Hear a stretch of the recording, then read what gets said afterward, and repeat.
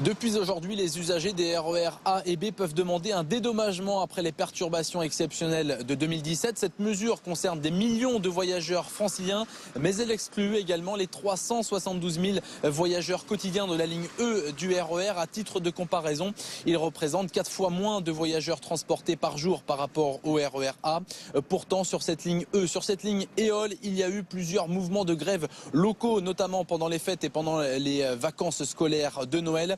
Une grève de 15 jours, par exemple, sur la seule journée du 1er janvier, 83 trains ont été supprimés. Alors ce matin, j'ai pu me rendre sur cette ligne et j'ai pu constater de nombreuses perturbations, des retards, des suppressions de trains et quelques erreurs dans les annonces sonores dans les gares. Les usagers que j'ai pu rencontrer également dénoncent la vétusté du matériel roulant, les suppressions de trains et les pannes. Je vous propose d'écouter leur ras-le-bol. C'est des trains courts, des suppressions. J'habite sur la branche tournant, donc la branche avec le moins de trains. Un train toutes les 30 minutes en heure creuse.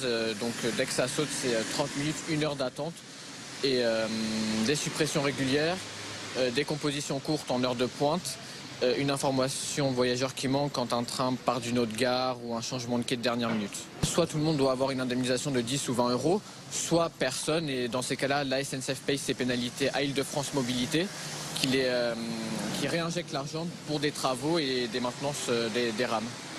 On se retrouve avec des trains courts, des suppressions qui sont mises en place au dernier moment et des pannes matérielles qui sont récurrentes sur la ligne. Donc un problème vraiment de maintenance aussi du matériel roulant qu'on a maintes fois évoqué, notamment dans la pétition. Ça fait partie des demandes de la pétition. Depuis le 1er janvier, donc en 4 ou 5 voyages aujourd'hui, depuis le début de l'année, j'en suis déjà à mon 4e bulletin de retard. On va les collectionner sur l'année, on va essayer de faire mieux qu'un usager de l'année dernière qui, sur 220 jours de travail, a eu 217 bulletins de retard. Face à ces problèmes récurrents, de nombreux usagers se sont regroupés dans un collectif appelé collectif RERE et cette semaine, ils ont interpellé directement Valérie Pécresse, la présidente de la région et également d'Île-de-France Mobilité.